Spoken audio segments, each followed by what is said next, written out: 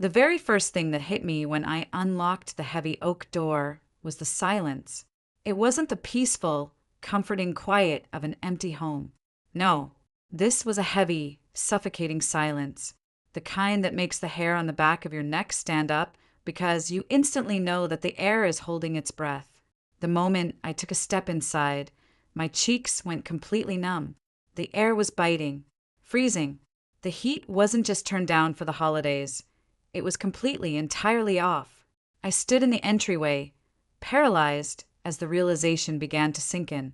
The absolute stillness of the house felt like a physical weight pressing against my chest. Every year, coming home for the holidays meant being wrapped in a blanket of familiar warmth. But today, the house felt like a tomb. I took a deep breath, and the freezing air stung my lungs, leaving a bitter, crisp taste in my mouth.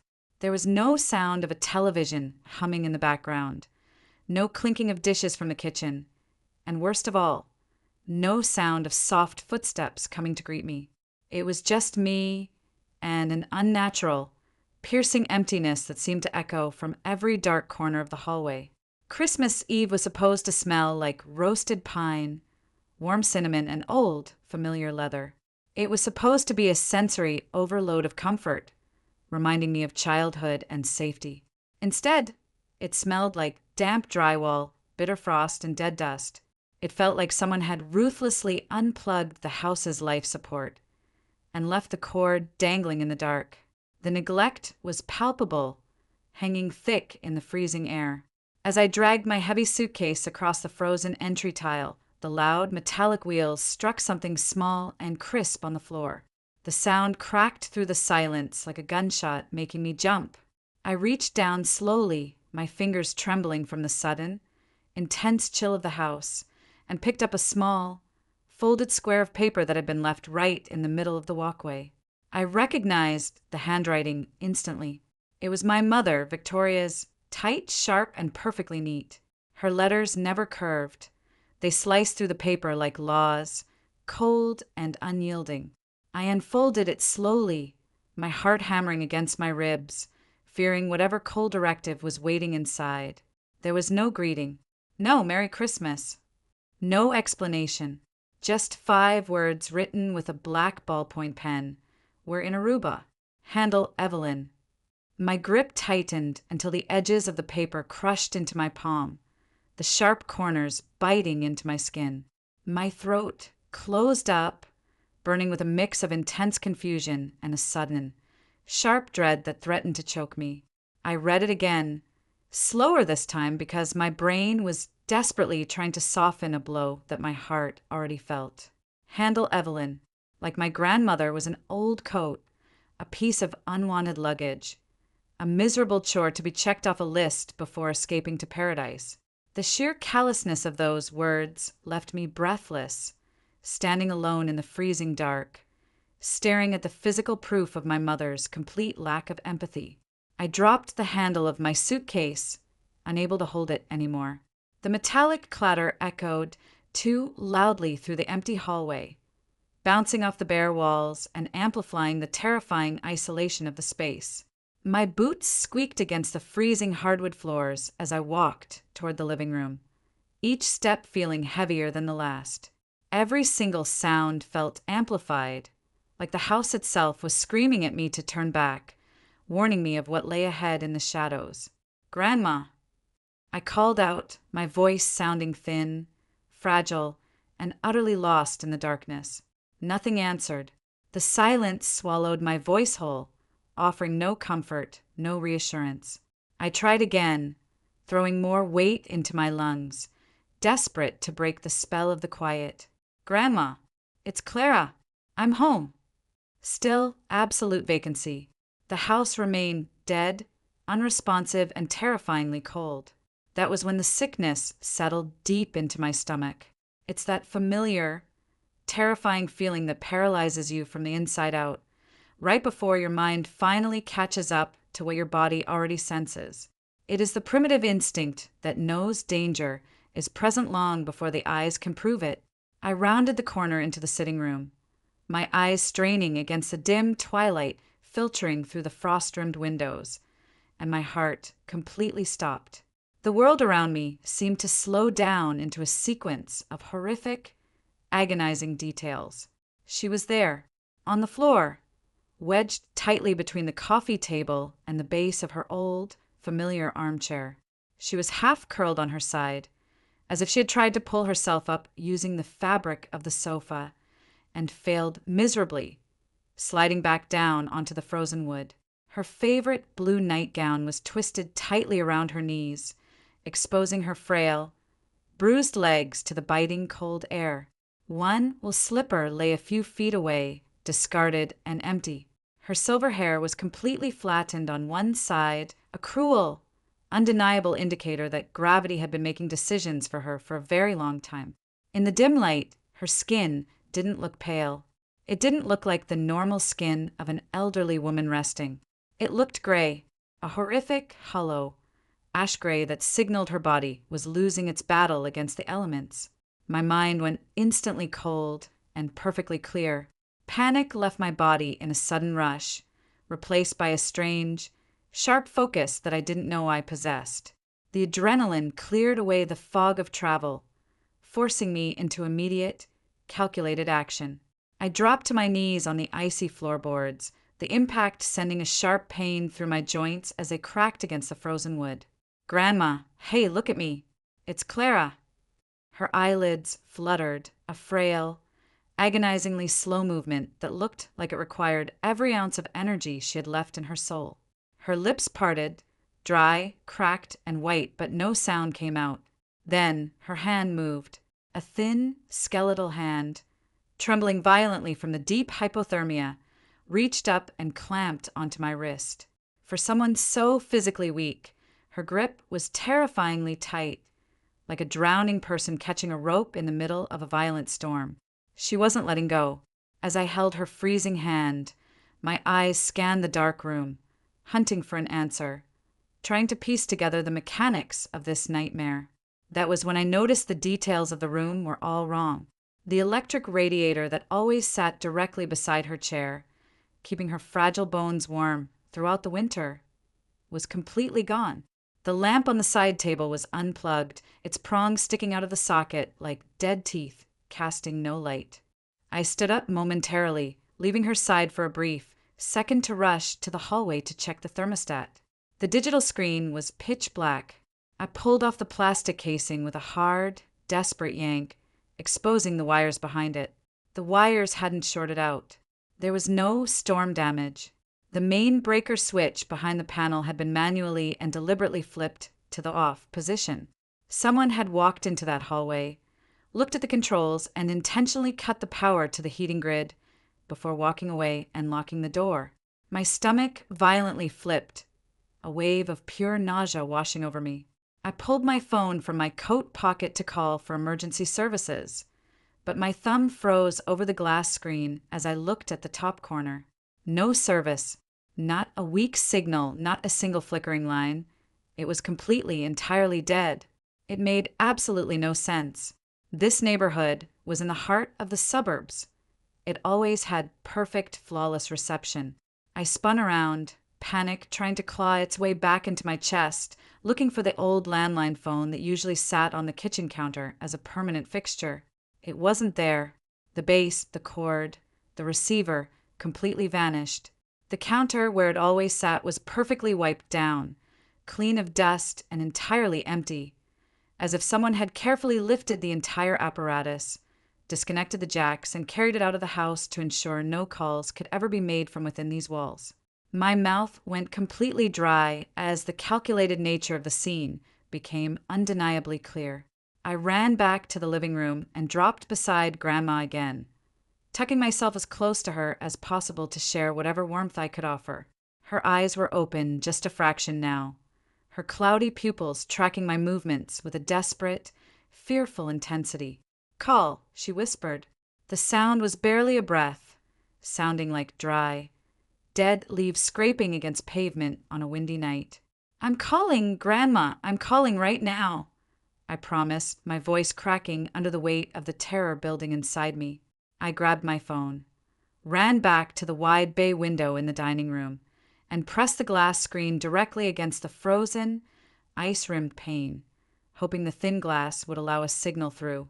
I lifted it higher, then lower, moving it in desperate arcs, hunting for a single bar of connectivity.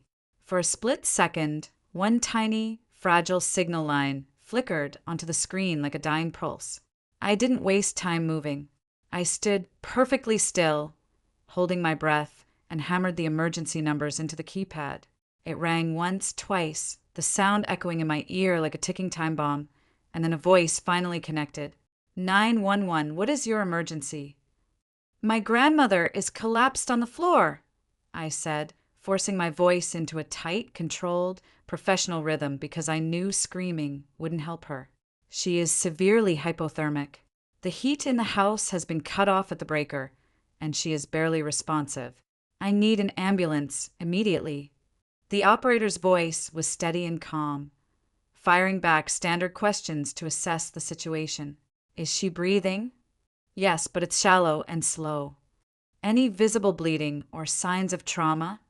No, just severe, life-threatening cold. Please hurry. I rattled off the address and my name without a single stutter, repeating the location twice to ensure there was no mistake. I knew from experience that panic doesn't make emergency vehicles drive faster. Precise, clinical details do. The moment the call ended, I ran back to the living room, pulled off my heavy winter coat, and threw it over Grandma's frail shoulders, tucking it tightly around her neck to trap whatever precious body heat she had left. Her skin felt like pure winter, not just cold hands from being outside, but the actual, deep, terrifying density of solid ice.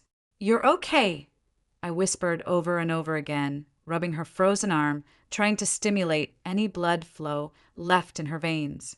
Help is on the way, Grandma. Just hold on for me. Her fingers dug deeper into my wrist, using her last bit of strength to anchor herself to reality. She pulled me down closer, her lips brushing against my ear. Her breath smelled faintly of copper, and she whispered something that turned my blood to absolute ice. Don't tell them yet. I blinked, my face inches from hers, the confusion slowing my breath. Tell who, Grandma? The medics. Her eyes, filled with a deep, ancient terror, flicked toward the empty, dark hallway, toward the front door where Victoria's note lay crumpled on the tile. They'll come back, she breathed, her jaw shivering so violently that her teeth clicked together. And they'll lie. They always lie. Before I could ask anything else, before I could demand to know what she meant, Grandma's shaky hand dragged itself slowly toward the collar of her twisted nightgown. For a second, I thought she was clutching at her chest in the middle of a heart attack, and panic flared wildly in my throat. But she wasn't gripping her heart. She was pulling at a thin, concealed metal chain hidden beneath the fabric of her collar. With a frail, desperate, sudden jerk that seemed to take the last of her physical energy, she snapped the chain and pressed something small, hard, and metallic into my open palm. It was a key, but it wasn't a standard brass house key or a car key.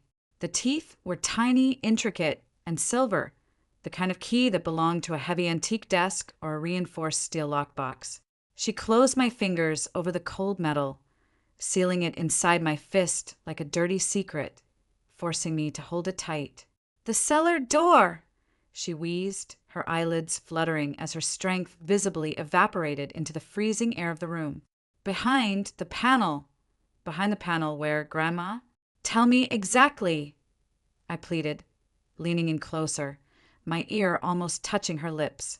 Her lips trembled, losing their remaining color by the second, turning a dangerous shade of blue.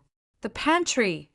She managed to gasp out one final burst of clarity, breaking through the fog of her hypothermia. Don't let her take it.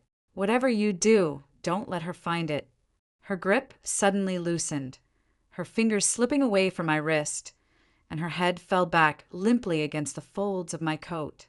A wave of pure, unadulterated fury hit me so fast and so violent that I actually felt dizzy, the room spinning around me in the darkness.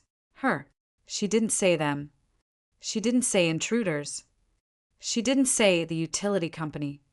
She said her, my mother, Victoria. I stood up slowly, the small key burning a hole into the palm of my hand, and looked around the room. Suddenly, the entire house transformed before my eyes. It didn't look like a home anymore. It didn't look like an unfortunate accident where an old woman had slipped. It looked like a stage crime scene. The missing phone, the dismantled thermostat, the unplugged heater, and a neat, polite note left behind to ensure no one looked for her until it was far too late. My grandmother didn't just fall. She was left here to die in the dark. Within minutes, the distant, rising wail of sirens cut through the freezing night air, shattering the silence of the neighborhood. Red and blue lights began to strobe across the living room walls, pulsing rhythmically through the dark windows like a heartbeat this house didn't deserve. 2 paramedics burst through the front door with a heavy medical gurney and bags of equipment, followed closely by a uniformed police officer holding a high-powered flashlight that sliced through the gloom. "Ma'am, please step back and give us room to work," one of the medics said gently but firmly, his tone completely shifting the energy of the room. I stepped away immediately, my back pressing against the cold plaster wall, but my eyes remained glued to Grandma as they swarmed around her. They immediately began hooking up portable monitors, checking her core temperature, and placing oxygen over her face. The lead medic looked up at his partner, his forehead deeply furrowed in professional alarm. "She's severely hypothermic. Her blood pressure is bottoming out, and her skin is profoundly cold." "How long has the heating system been down in this place?" "I don't know," I said, keeping my voice entirely flat, entirely devoid of the raging emotion tearing through my chest. "I just arrived from the airport a few minutes ago." The police officer stepped forward, sweeping his flashlight across the room to check for signs of a break-in. The bright beam stopped abruptly on the completely empty side table where the landline phone belonged. He paused, looking at the clean, rectangular outline in the faint dust. He looked over at me, his eyes narrowing in suspicion. "Where is the house phone, miss?" "It's gone," I replied simply. The officer paused, lowering his light slightly so it didn't blind me. "What do you mean, gone? Like dropped behind the couch or moved to another room?" "No," I said, staring directly into his eyes, ensuring he felt the weight of my words. "Gone. Like someone took the base and the receiver with them when they left." The atmosphere in the room shifted instantly. It went from a standard medical emergency call to something far more sinister, far more criminal. The paramedics exchanged a quick, knowing look, their movements becoming quieter, more deliberate. The officer pulled out a small notepad from his uniform pocket. "Who is the primary caregiver registered to this address? Who lives here full-time with her?" "My mother, Victoria," I said, the word tasting like poison on my tongue. "And my stepfather, but they left the country for the holidays." "To go where?" the officer asked, his pen hovering over the paper. I reached into my pocket, pulled out the crumpled piece of paper I had found on the floor, and held it up for him to see. "Aruba," I said simply, while the medics prepared Grandma for immediate transport, lifting her carefully onto the gurney and wrapping her in thick, specialized thermal blankets. I stepped into the kitchen. The front door was still wide open, allowing a single bar of cell service to remain steady on my phone. My fingers flew across the screen, opening my mother's public social media profile. I knew her narcissistic patterns better than anyone. Victoria could never resist showing off an elite luxury vacation, no matter the circumstances back home. Sure enough, the very first post on her feed, uploaded just hours prior, was a high-resolution photo of a pristine white beach, crystal blue water, and her manicured hand holding an expensive cocktail against the sunset horizon. But as I zoomed in on the glass table reflected in the background of her photo, my stomach twisted into a hard, painful, burning knot. There was a digital clock tower visible in the reflection of the resort behind her. The timestamp on her actual post, combined with that reflection, proved she had checked into that tropical resort a full 24 hours before the note claimed they had even left the state. They hadn't rushed off in a hurry to a sudden vacation. They had planned this down to the exact minute. They had turned off the heat, taken the phone, and left her to freeze long before they ever boarded that plane. And right now, I was standing in the cold kitchen, holding the tiny silver key to whatever secret Victoria was so desperately trying to hide from the world. The ride in the back of the ambulance was a blur of flashing crimson light, screaming sirens, and the rhythmic, terrifying beep of the heart monitor. I sat on a small metal bench right beside the gurney, my eyes locked on Grandma Evelyn's face as the paramedics worked in a tight, confined space around her. The vehicle swayed violently as it tore through the empty, frozen streets, but inside, everything felt horribly stationary. They had hooked her up to an oxygen mask, and the soft, steady hiss of the gas was the only constant sound against the chaotic backdrop of the sirens. One of the medics, a man with tired eyes and a calm, practiced voice, kept tucking thick, heated blankets around her frail frame, trying desperately to coax her core temperature back into a safe zone. He looked over at me, his expression guarded but gentle, and asked for her full name and medical history. I answered him in flat, mechanical pieces. Evelyn Reed, 82 years old, no major heart conditions, but fragile, so horribly fragile. Every time the ambulance hit a bump, her small, thin fingers would twitch, blindly searching the air until they found my wrist, clamping down with that same desperate, anchoring strength. She didn't open her eyes, but she was listening, clinging to the sound of my voice as I whispered over and over that she was safe, that we were going to the hospital, and that the cold couldn't touch her anymore. While the medic monitored her vitals, I pulled out my phone again, the artificial glare of the screen illuminating the dark interior of the ambulance. My hands were shaking, not from the cold anymore, but from a deep, burning rage that was starting to consume me from the inside out. I opened Victoria's social media profile again, watching the pristine images of Aruba load, fully this time. There she was, my mother, standing on white sand laughing, her hair catching the tropical breeze, completely detached from the frozen reality she had left behind. I stared at the photo of her manicured hand holding that bright, colorful drink, and then I began to systematically take screenshots. I captured the main post, ensuring the exact timestamp was visible in the corner. I zoomed in on the reflection in the glass window behind her, capturing the resort's digital clock tower that proved she had arrived a full day earlier than she had told me. I opened the comments section, where friends and distant relatives were typing cheerful congratulations, wishing her a relaxing, well-deserved trip, unaware that she had locked her own mother in a freezing house to clear her schedule. I didn't just take pictures. I copied the direct links to the posts, saving them into a secure note file on my phone. Screenshots can be dismissed as edited or manipulated, but direct, live links to a server are procedural. They are evidence. I was building a digital timeline, an unbreakable chain of custody that my mother wouldn't be able to charm or lie her way out of. When the ambulance finally screeched to a halt at the emergency room entrance, the doors burst open, and a team of nurses and doctors swarmed the vehicle. They moved with a terrifying, clinical speed, wheeling the gurney out into the bright, harsh fluorescent lights of the trauma bay. I ran alongside them, refusing to let go of Grandma's hand until they pushed her through a set of double doors where a sign strictly read "Authorized personnel only." I was left standing in the middle of a sterile, white hallway, the smell of rubbing alcohol and heavy sanitizer stinging my nose. A few minutes later, a doctor in blue scrubs stepped out to speak with me, his face grave. He didn't offer empty, comforting platitudes. He gave me the cold, hard medical truth.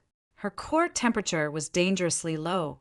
She was suffering from severe hypothermia and profound dehydration. If she had spent another 6 hours on that floor, her organs would have simply shut down from the exposure.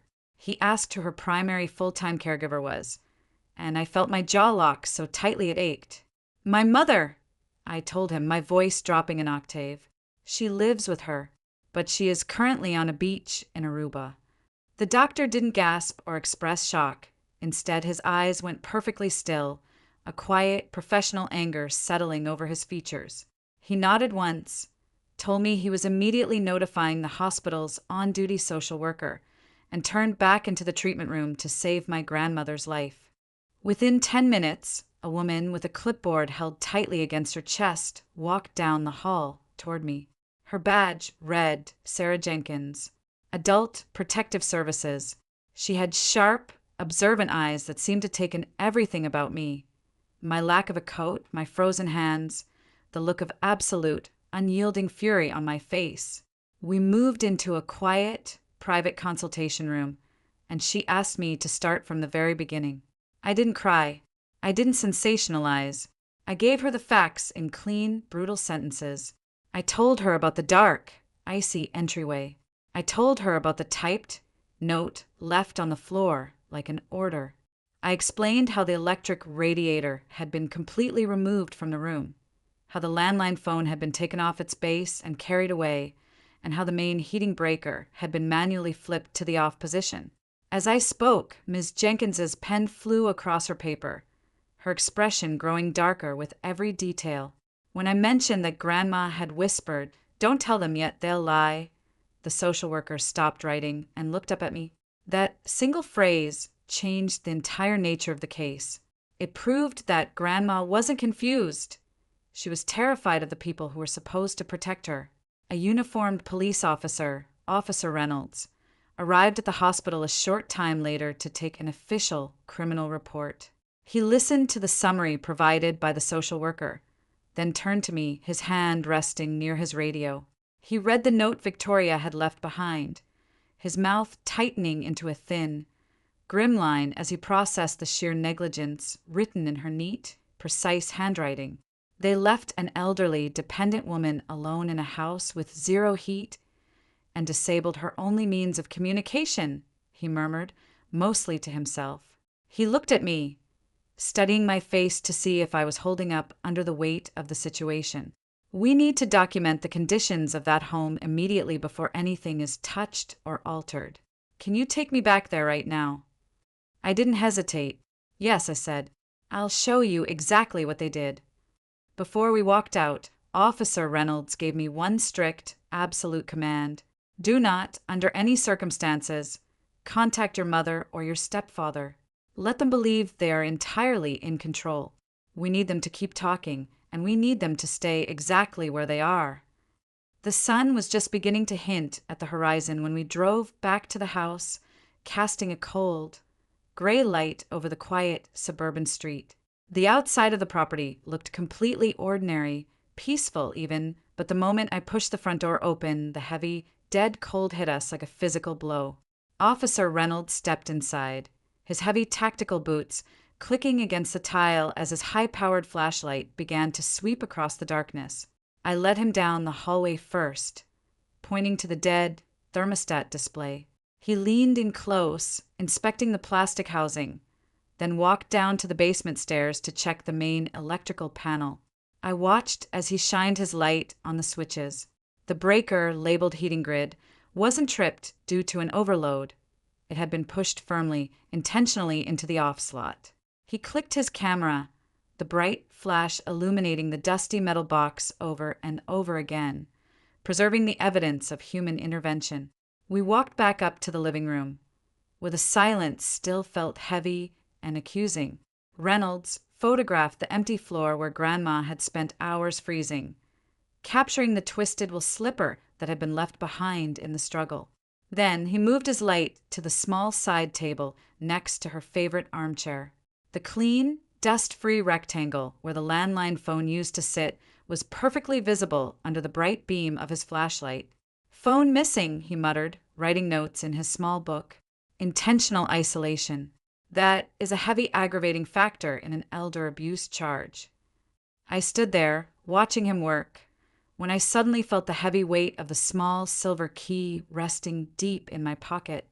The metal was still freezing against my skin, a silent reminder of Grandma's dying request before the medics took her away. "Officer," I said, my voice echoing in the empty room. Grandma gave me something before we left. She told me it was hidden behind the pantry panel, and she told me not to let my mother take it. Reynolds turned around slowly, his flashlight beam dropping to the floor so it wouldn't blind me. Show me, he said, his tone instantly becoming more alert. We walked into the small kitchen, our breath turning into faint plumes of vapor in the freezing air. The pantry was a narrow, floor-to-ceiling wooden closet tucked into the corner, packed tightly with rows of canned soup, expired baking supplies, and old, dusty cookbooks that hadn't been touched in years. I began pulling everything off the bottom shelves, stacking the heavy cans on the counter with a loud, rhythmic thudding sound. Once the bottom shelf was completely bare, I dropped to my hands and knees, pressing my fingers against the rough drywall at the very back of the closet. My fingertips traced the edge of the wood trim until they hit a small, faint seam in the plaster. It was a loose panel, perfectly hidden behind the structural framing where no one would ever think to look unless they knew it existed. I slid my fingers into the hidden seam and pushed hard. The dry plaster gave way with a soft creak, sliding to the side to reveal a shallow, dark cavity carved directly into the wall space between the studs. Inside the darkness sat a small, heavy black steel lockbox. It was battered, scratched, and entirely locked, looking like something bought decades ago for the sole purpose of keeping secrets safe from the other people living under this roof. Officer Reynolds leaned over my shoulder, his flashlight illuminating the small, intricate, silver keyhole. "Open it," he commanded softly. My hand was remarkably steady as I pulled the silver key from my pocket and slid it into the mechanism. It fit perfectly. I turned it to the right, and a loud, heavy metal click echoed through the quiet kitchen, a sound that felt incredibly massive in the silence of my chest. I lifted the heavy steel lid, and the contents inside made my breath catch in my throat. Sitting on top was a cheap, outdated prepaid flip phone, completely powered off. Beneath the phone lay a thick stack of printed financial documents, bank statements, and legal papers, all neatly clipped together and annotated in Grandma's shaky, uneven handwriting. But what drew my attention instantly was a thick, sealed manila envelope with my name written across the front in large, desperate strokes. "Clara, don't let your mother see this." Officer Reynolds put on a pair of latex gloves before touching anything, his expression intensely focused. "Go slow," he instructed. "Whatever is in here, we lay it out, we document it, and we preserve the chain of evidence for the detectives." I carefully slid my finger under the glued flap of the envelope, tearing it open. The first thing I pulled out wasn't a letter or a legal document. It was a high-quality, glossy photograph printout. It was a picture of my mother's public social media post from Aruba, but printed on the back of the page was a detailed flight manifest and ticket confirmation that Grandma had somehow managed to print out weeks ago. It proved in undeniable black and white that Victoria had booked these vacation tickets months in advance, scheduling her departure for the exact week Grandma's medical power of attorney was set to be reviewed in probate court. Next, I picked up the small, lightweight flip phone. There was a thick strip of white masking tape stuck to the plastic casing, with 2 words written in dark ink: "Video proof." "Power it on," Reynolds said, leaning closer with his notepad ready. I flipped the phone open and held down the red power button. The small, low-resolution screen flickered to life, glowing with a weak, blue light that indicated the battery was nearly exhausted. There were 0 signal bars on the display, which meant that even if Grandma had managed to reach this phone while she was freezing on the floor, the lack of service in the house would have prevented her from making an emergency call. The phone had been turned into a useless brick, but it didn't need a cellular network to reveal the truth of what had happened in this kitchen 2 days ago. I navigated through the crude menu, my thumb pressing the plastic buttons until I opened the media gallery. There was only one file stored in the memory, a single video clip dated exactly 48 hours ago, time-stamped in the middle of the afternoon. I hit the play button, and the small speaker emitted a sharp, static-filled hiss before the audio cleared up. The footage was grainy, shot from a low, upward angle, proving that Grandma had hidden the device carefully behind the ventilation slats of the pantry door, pointing it directly out into the main kitchen area. On the screen, my mother, Victoria, walked into the frame. She was moving briskly, wearing a heavy travel coat, her expression cold and completely detached. My stepfather's voice drifted in from somewhere off camera, sounding nervous, low, and rushed. "Just leave it, Victoria. We're going to miss the gate if we keep lingering here." On the video, Victoria scoffed loudly, a sharp, unpleasant sound that made my skin crawl. "If we leave the radiator plugged in, she'll just sit there and stay comfortable, and she'll have the energy to call the lawyers the second we step on that plane," she snapped, her voice clear and completely devoid of human warmth. The camera captured her bending down near Grandma's favorite armchair, her hands moving with a practiced, chilling efficiency as she gripped the heavy cord of the electric space heater and yanked it violently out of the wall outlet. She didn't hesitate for a single fraction of a second. She did it with the same casual indifference someone would use to turn off a light in an empty room. Then, she straightened up, walked over to the kitchen counter, and lifted the entire landline phone apparatus off its base. The video continued to play, the grainy image capturing every agonizing detail of her betrayal. Victoria turned the phone over in her hands, unplugging the jack from the wall and wrapping the cord tightly around the receiver. "She can't call anyone if she can't reach anyone," she said out loud, her voice ringing clear as day through the small phone speaker. My stepfather muttered something incoherent from the hallway, his voice filled with a weak, cowardly hesitation. "Victoria, this is extreme. What if Clara shows up early?" Victoria cut him off instantly, her tone sharpening into pure steel. "Clara won't be here until Christmas Eve. By then, the probate documents will have processed automatically due to non-response. Clara will handle the cleanup. She always does. She's soft like that." Then, the most horrific part of the footage played. Victoria walked directly toward the pantry door, her face coming close to where the hidden camera was tucked. She wasn't looking at the phone. She was looking past it, staring out into the living room where Grandma must have been sitting, watching her entire life support system get dismantled. My mother smiled, a sweet, terrifying, manufactured smile that looked completely monstrous on her face. "And you," she said, her voice dropping into a soft, mocking coo that made my blood run completely cold. "You stay right there in your chair, and you don't start any trouble while we're gone. We'll see you in a few days if you're up to it." She straightened, grabbed a notepad from the counter, scribbled on it quickly with a pen, and slapped the paper onto the entryway floor as she walked out. The video ended abruptly with the sharp sound of the front door locking, followed by the kitchen lights flicking to black. The small screen went dark, and the kitchen fell back into that massive, suffocating silence. I stood there, staring at the blank display, my breath coming in short, ragged bursts. Officer Reynolds let out a long, slow breath through his nose, his jaw clenched so tightly the muscles were jumping under his skin.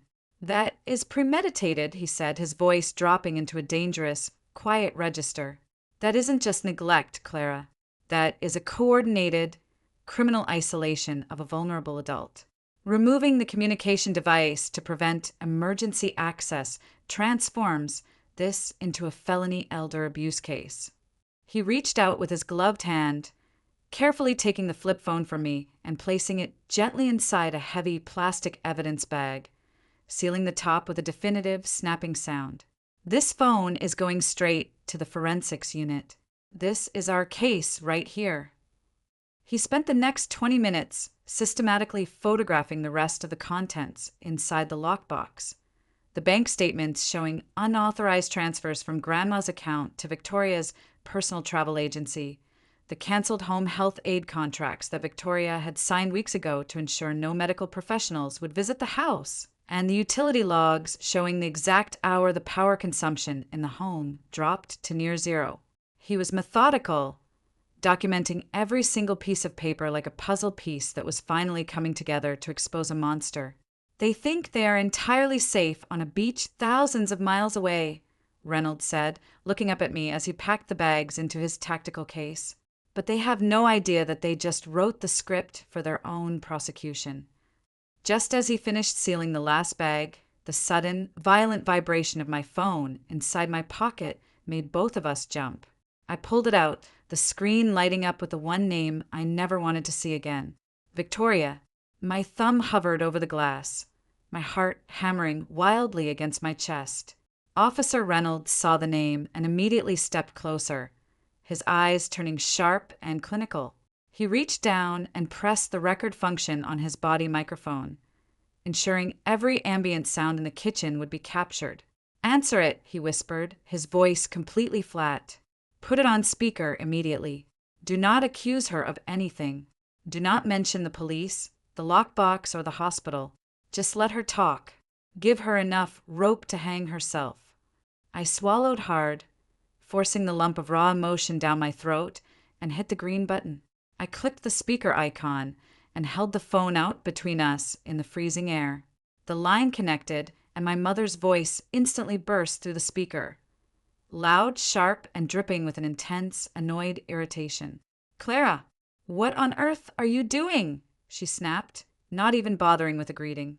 "Why am I getting automated notifications from the neighborhood security network that an ambulance was dispatched to the house? What kind of drama are you staging over there?" I kept my voice completely level, completely hollow, draining every bit of anger out of my tone so she wouldn't detect the trap. "Grandma needed medical attention. Victoria," I said simply. She was on the floor. My mother let out a loud, dramatic, exhausting sigh through the line, a sound of pure inconvenience, as if her daughter had just disrupted her dinner reservations instead of saving a life. "Oh, for heaven's sake, Clara, don't turn this into some massive, catastrophic event," she rolled her eyes through the phone, her voice carrying the faint, background sound of ocean waves and steel drums. She fell. That is what old people do. She constantly refuses to use her aluminum walker because she's stubborn. Just pick her up, put her back in her chair, and stop making a scene for the neighbors. I swear, you always have to make everything about yourself. Officer Reynolds stood perfectly still beside me, his eyes narrowed into slits as he watched the phone, his body mic catching every single syllable. I took a slow breath and leaned into the prompt. "The house is freezing, Victoria," I said calmly, staring at the dead thermostat across the hall. The heat was completely cut off at the main source. There was a sudden, heavy beat of absolute silence on the other end of the line, a brief, telling pause where I could practically hear the gears turning in my mother's calculated mind. When she spoke again, her tone shifted slightly, losing a fraction of its confidence, becoming defensive but maintaining that sharp, aggressive edge. "We turned the system down before we left, Clara. You know how astronomical the utility bills are in the winter. It's an old house, and it's expensive to run when no one is actively moving around. Don't be ridiculous. It wasn't off." My eyes flicked to the evidence bag containing the utility logs that proved the heat had been completely dead for days. I didn't argue with her. I didn't tell her about the breaker switch or the camera. I just moved to the next point, keeping her talking. "And the landline phone, Victoria? The kitchen counter is completely empty. Why is the phone gone?" Victoria let out a sharp, brittle laugh that sounded entirely unnatural, a defensive reflex that she used whenever she felt cornered. "What phone? Honestly, Clara, listen to yourself. You sound completely deranged right now. Stop this nonsense immediately. You are always so impossibly dramatic when things don't go your exact way." Officer Reynolds leaned in closer, his face inches from mine, and silently mouthed 3 words. "Ask where she is. Where exactly are you right now, Victoria?" I asked, my voice remaining entirely flat. "I am at the resort beach, trying to have one single moment of peace before your grandfather's entire estate mess gets dragged into the probate hearing next week," she snapped, her irritation flaring back to the surface. "We have worked ourselves to the bone dealing with her, and we deserved a break. Now listen to me carefully, Clara. You're going to handle your grandmother. That is exactly why we left you the note. That is what family does. You're going to manage the house. You're not going to involve any outside medical strangers. And do you hear me? Do not say a single word to anyone at the probate court about her falling. If you ruin this filing for me because of your childish exaggeration, I will make sure you are completely cut out of the remaining distribution. Handle it, and stop calling my international line. The line went completely dead as she slammed the phone down, the harsh dial tone buzzing through the kitchen speaker like a swarm of insects.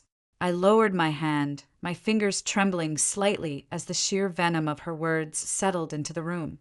Officer Reynolds reached over and clicked the button on his chest, stopping the recording with a heavy sigh. He didn't offer a soft apology. He didn't look at me with pity. He looked at me with the cold, clinical certainty of a law enforcement officer who had just secured a conviction. She just explicitly ordered you to conceal a severe case of domestic elder neglect to protect her financial standing in a pending probate case, he said, his voice ringing with a grim finality. That is consciousness of guilt, beautifully recorded on tape. This isn't a family dispute anymore, Clara. This is a criminal conspiracy, and your mother just walked right into the center of it. An hour later, I found myself back in the suffocating warmth of the hospital, sitting inside a cramped, windowless consultation room that smelled permanently of stale coffee and harsh chemical sanitizer. The buzzing fluorescent lights overhead were unforgiving, casting a sharp, clinical glare over everything, making the reality of the situation feel entirely too honest, entirely too raw. Officer Reynolds stood quietly by the heavy wooden door, his uniform jacket rustling slightly as he shifted his weight, keeping a protective guard over the thick plastic evidence bags containing our family's darkest secrets. Across the laminate table sat Sarah Jenkins from Adult Protective Services, her face a mask of grim determination, and beside her was a man who had just walked in carrying a worn leather notebook. Detective Harlan Shaw from the Elder Crimes Unit. He didn't introduce himself with a warm smile or a soft handshake. He had the tired, heavily lined face of a man who spent his life looking at the worst things human beings could do to one another, and his eyes were completely devoid of illusion. I didn't flinch when he looked at me. Instead, I reached out, my fingers steady, and slid the thick manila envelope across the cold table. "We have a video," I told him, my voice dropping into a low, steady register that sounded foreign even to my own ears. "We have an unplugged radiator, a missing landline phone, a deliberately disabled thermostat, and a grandmother with life-threatening hypothermia." Detective Shaw didn't say a word at first. He simply unclipped his pen, flipped open his notebook, and nodded toward Officer Reynolds. The room fell into a tense, heavy silence as Reynolds placed the sealed evidence bag containing the cheap prepaid flip phone onto the table, adjusting his portable media device to display the copied video file for the room. When the grainy footage began to play, the small room seemed to shrink. My mother's voice filled the space, that sweet, manufactured, razor-sharp tone that I had been conditioned to fear my entire life. "She can't call anyone if she can't reach anyone," the speaker hissed, the words echoing off the white plaster walls like a physical blow. I watched Detective Shaw's face as the video reached the exact moment where Victoria's manicured hand ripped the space heater cord out of the wall socket. His eyes didn't widen in surprise, they narrowed, freezing over into a look of pure, clinical disgust. Sarah Jenkins didn't gasp either. She just leaned forward, her jaw locked tightly, her hand gripping her pen so hard the knuckles turned white. It wasn't the reaction of people seeing something unbelievable. It was the quiet, dangerous stillness of professionals recognizing an undeniable, calculated crime. Detective Shaw reached out, tapped his pen against the screen, and paused the frame directly on my mother's face as she cooed her final, mocking threat toward Grandma's empty armchair. "This is not an oversight," he said, his voice a low, gravelly rumble that cut through the silence of the room. "This is a targeted, premeditated removal of life support and communication infrastructure from a dependent adult." It's an intentional isolation strategy. Ms. Jenkins nodded in immediate agreement, flipping through the medical charts she had brought down from the trauma bay. Her core temperature on arrival completely supports a diagnosis of prolonged criminal exposure, she said quietly, her voice trembling slightly with suppressed anger. She was severely dehydrated, her vitals were failing, and if Clara hadn't arrived exactly when she did, we would be looking at a homicide investigation right now. Shaw turned his sharp eyes toward me, leaning over the table.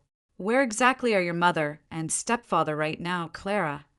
Aruba, I replied, my voice completely devoid of hesitation. They left a physical note in the entryway telling me to handle her, but the digital timestamps and the social media evidence prove they boarded that flight a full 24 hours before the note claims. They left her alone in the dark to freeze long before they ever reached the airport. Before Detective Shaw could ask his next question, the sudden, loud buzzing of Ms. Jenkins's work phone shattered the quiet of the consultation room. She glanced down at the screen, her eyebrows knitting together in immediate suspicion as she recognized the extension. It's the nurse's station from the intensive care unit, she murmured, looking up at the detective. Shaw gave her a quick, decisive nod. Answer it, he instructed calmly. Put it on speaker immediately. Let's hear what's happening on the floor. She clicked the button, holding the phone out in the middle of the table. Sarah, it's the charge nurse up on 4. A frantic, tightly wound voice came through the speaker. We have an international call on the line right now. A woman claiming she is June Reed's primary legal caregiver at ND daughter. Her name is Elaine Victoria Weston. She is being incredibly aggressive, demanding to speak directly to the attending physician, and she is trying to authorize an immediate medical discharge to a private care transport. She claims the granddaughter is mentally unstable and completely overreacting to a minor slip and fall. A wave of icy, familiar nausea washed through my chest, but my face remained completely still. Even from a beach in Aruba, even surrounded by white sand and luxury, my mother could not resist the urge to micromanage the cover-up. She had seen the neighborhood ambulance alert, and her first, immediate instinct wasn't to ask if her mother was alive. It was to manipulate the hospital records before the evidence could be codified. Sarah Jenkins didn't look at me. She kept her eyes locked on Detective Shaw, who was already shaking his head with an expression of grim finality. Do not discuss a single medical detail with that woman, Ms. Jenkins said into the phone, her voice slicing through the line like a scalpel. I am placing an immediate emergency protective hold on June Reed, pending a full adult protective services investigation. No one discharges this patient. No one alters her chart. And if that woman calls back, you route her line directly to hospital administration and the police detail. Am I understood? The nurse let out a long, audible sigh of pure relief. Understood, Sarah. We're locking down her room registry right now. The line went dead, and the room felt heavier, colder. She's trying to erase the timeline, Detective Shaw muttered, his pen flying across his notebook as he documented the call. She doesn't want the medical staff documenting hypothermia or dehydration because she knows those words carry a mandatory prison sentence. She wants a simple fall, a quick, quiet discharge into an unmonitored private facility, and a clean slate for the probate court next week. He looked up at me, a small, grim shadow of a smile touching the corners of his mouth. But what she doesn't realize is that she just created a fresh, undeniable digital trail. The hospital call logs will show the exact international number, the exact minute she attempted to interfere with emergency medical treatment, and her own words will prove she was actively trying to conceal her mother's condition while out of the state. Suddenly, my own phone violently vibrated inside my coat pocket, the harsh, repetitive buzz echoing against the plastic table. I pulled it out slowly, the glowing screen illuminating the face of the detective. The caller ID read Victoria. A second later, the call dropped, replaced instantly by a text message that made my throat tighten into a knot of pure fury. I turned the screen toward Detective Shaw so he could read the text in the bright fluorescent light. Stop talking to the police. You are going to ruin everything for this family. If you do not fix this immediately, you will regret it." Detective Shaw didn't say a word. He simply reached out with his gloved hand, took the phone from my fingers, and held it up to his own device, taking a high-resolution photograph of the screen, preserving the text, the timestamp, and the incoming number. "Good," he said, his voice dropping into a tone that felt entirely final. "Let her keep threatening you. Every single message she sends from that island is another brick in the wall of her own prison cell. That isn't just an angry mother, Clara. That is witness intimidation and further proof of a profound consciousness of guilt. She knows exactly what she did, and she knows she's caught." He handed the phone back to me, gently, his eyes serious. "Keep your phone on.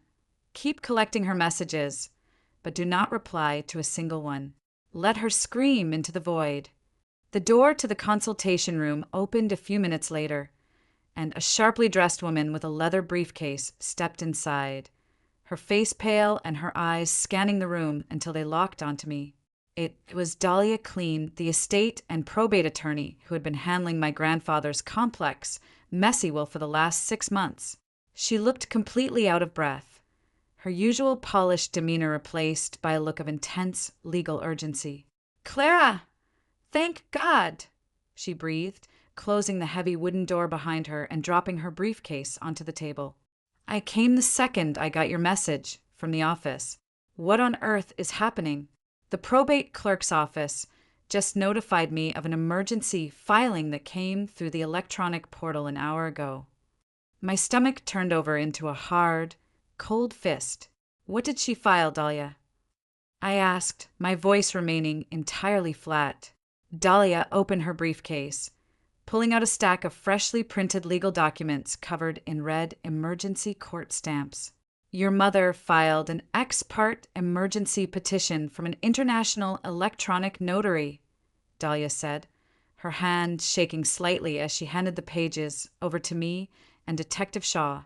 "She is asking the probate judge to appoint her as the immediate, temporary sole administrator of your grandfather's entire estate, and she is requesting a total, permanent removal of your candidacy as the personal representative on the grounds of severe mental unfitness and family endangerment.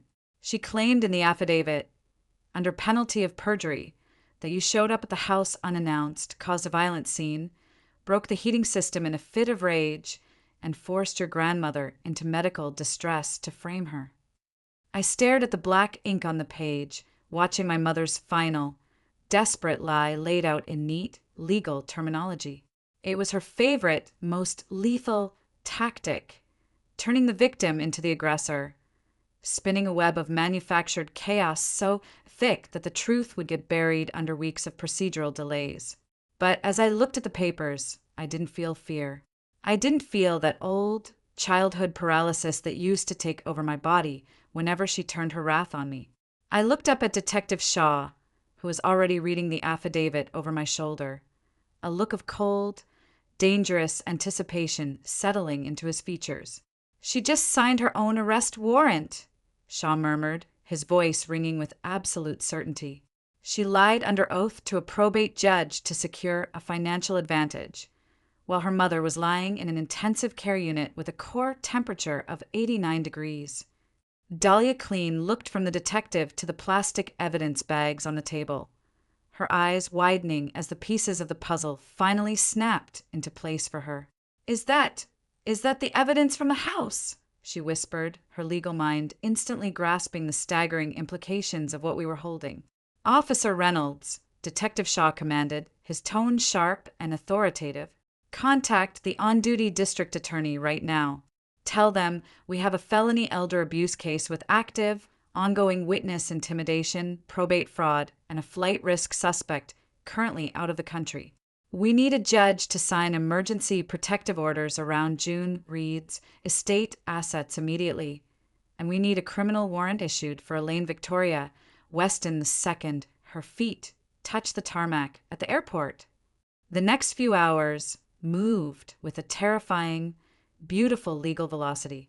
Dahlia Clean sat at the small laminate table, her laptop open, Working in tandem with Sarah Jenkins from APS and Detective Shaw, they began constructing an unassailable counterfiling for the probate court, a mountain of cold, hard, clinical truth that would shatter Victoria's lies in a single afternoon. We attached the certified medical charts documenting the severe hypothermia and starvation. We attached the utility logs showing the power to the house had been manually cut off days prior. We attached the high-resolution screenshots of her Aruba vacation posts that obliterated her timeline. And most importantly, we attached the direct transcript of the video recording showing Victoria ruthlessly unplugging the heater and stealing the phone. By mid-afternoon, Dahlia hit the submit button on her computer, sending the massive, crushing wave of evidence directly to the probate judge's personal chambers. "The trap is set," Dahlia said, closing her laptop with a definitive thud. "The judge is going to review this within the hour. Your mother thought she could use the court as a weapon from a beach chair, but she just walked into a legal slaughterhouse. Her emergency petition is going to be denied instantly. Her power of attorney is being permanently revoked, and the court is going to place a total freeze on every single asset associated with your grandfather's estate to protect Evelyn." I stood up from the table, the physical exhaustion finally starting to catch up with my body, but my mind remained perfectly clear, perfectly still. I walked out of the consultation room and down the long, quiet hallway of the intensive care unit, my boots making a soft, steady sound against the linoleum. I pushed open the heavy glass door to Grandma Evelyn's room, stepping into the warm, quiet space. The harsh cold of the house was gone, replaced by the steady, comforting hum of medical monitors, the softest of oxygen, and the heavy layers of heated blankets, keeping her safe from the world outside. I sat down in the vinyl chair beside her bed, reaching out to gently take her small, frail hand in mine. Her skin was finally losing that horrific, ash-gray color, a faint, healthy pink returning to her cheeks as her body temperature stabilized. As I held her hand, her silver eyelashes fluttered open slowly, her cloudy pupils moving around the bright room until they finally landed on my face. She looked at me for a long, quiet moment, her mind completely clear, the ancient terror in her eyes replaced by something soft, something deeply peaceful. She didn't ask about my mother. She didn't ask about the note or the house. She just looked down at my hand, and then she squeezed my wrist with that same steady strength. "You found it," she whispered, her voice incredibly weak, but entirely certain. "I found it, Grandma," I told her, leaning close so she could hear every single word. "I found everything. You're safe now. The cold is over, and she is never coming back to this house." Grandma Evelyn let out a long, peaceful breath, her eyes closing as she drifted back into a deep, natural sleep, a sleep that was no longer a battle for survival, but a space for healing. I sat there in the quiet room, watching the steady rise and fall of her chest, feeling the small silver key resting heavy and secure in my pocket. My mother had spent her entire life believing she could rewrite reality with a sharp phrase, a clever lie, and a ruthless display of control. She had left her own mother to die in the dark, believing that the world would always clean up her messes and accept her narrative. But she had made one fatal, catastrophic mistake. She had underestimated the quiet, resilient strength of the woman on the floor, and she had never expected that the truth would be waiting for her when she landed.